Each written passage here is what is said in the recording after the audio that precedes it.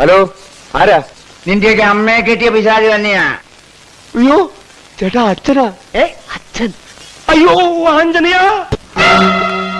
നീ അവളോട് ആത്മാർത്ഥമായിട്ടാണ് അടുക്കുന്നെങ്കിൽ നിങ്ങളെ തടയാൻ വരുന്നവരുടെ കൈവെട്ടാൻ ഞാനുണ്ടാവും. അതല്ല കുടുംബ വൈരാഗ്യം വെച്ച് പകരം തീർക്കാനാണ് ഉദ്ദേശമെങ്കിൽ നിന്റെ നെഞ്ചത്ത് ആദ്യത്തെ വെട്ടുവെട്ടുന്ന ഞാനായിരിക്കും. ഇപ്പൊ നീയായിട്ടല്ല അവസാനിപ്പിച്ച സ്ഥിതിക്ക് ഞാനുമല്ല അവസാനിപ്പിച്ചേക്കാം. നീ എന്താ പറഞ്ഞത്? നിന്നെ മറക്കണമെന്ന്. ഇനി നിന്നെ ഓർത്തിട്ട് വേണ്ടേ മറക്കാൻ? ഞാൻ നിന്നെ വെറുക്കുന്നു. ഇപ്പൊ പറഞ്ഞതിലും 1000 മടങ്ങ്, 1000 മടങ്ങ്. Good bye. അങ്ങനെ ഇവിടെ പറഞ്ഞെന്ന് വെച്ച് എനിക്കതിന് പറ്റണ്ടേ? അവളെന്റെ മനസ്സിന് പോകണ്ടേ? കുഴപ്പമായി എന്നാ തോന്നുന്നത്. പട്ടി, എന്റെയൊക്കെ കുടുംബം തകർത്തിട്ട് വേണോ അല്ലേടാ നിനക്കൊക്കെ സന്തോഷിക്കാൻ? ദ്രോഹി, നിങ്ങൾക്ക് എന്നെ അറിയില്ലേ? ഈ നിൽക്കുന്ന കുട്ടികളെ നിങ്ങൾ അറിയില്ലേ? എനിക്കറിയാം, പുതിയൊരുത്തെ കിട്ടുന്നായപ്പം എന്നെ പിള്ളേരെ നിങ്ങൾക്ക് ഓർമ്മ വരുന്നില്ലേ? ഓർമ്മ വരാൻ വല്ല തെളിവുണ്ടോ കയ്യില്? വല്ല മോതിരോ അടയാളോ അങ്ങനെ എന്തെങ്കിലും ഉണ്ടാവോ?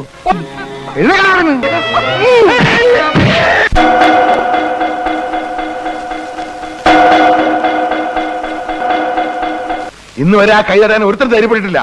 പറയാ മാപ്പ്. അച്ഛന്റെ കാലും മാപ്പുള്ള പട്ടി. അങ്ങനെ മാപ്പ് പറയേണ്ട തെറ്റൊന്നും ഞാൻ ചെയ്തിട്ടില്ല. അച്ഛൻ ഇങ്ങനെ തല്ലിച്ചഴിക്കാൻ സ്വാമിയായിട്ട് 2 മഹാഭാവമാണ് ചെയ്തത്. ഒരു കല്യാണം കഴിച്ചു പോയതോ, 2 കുട്ടികൾ ഉണ്ടായി പോയതോ, അതൊരു വലിയ തെറ്റായിട്ട് വലിയിട്ട് തോന്നുന്നുണ്ടെങ്കിൽ എന്നെ കൊന്നോ. എന്നാലും അച്ഛന് കൂട്ടു നിൽക്കാൻ എനിക്ക് വയ്യ. ഇവരൊന്നും ഒരു ചുക്കും ചെയ്യൂല. നീ വന്നാ ഞാൻ കൊണ്ടുപോകും. മാലു, ഞാനാ പറയുന്നത്. ഇറങ്ങി വരാൻ മാലു, ഇറങ്ങി വരാൻ. ഇനിയും വരുവാ.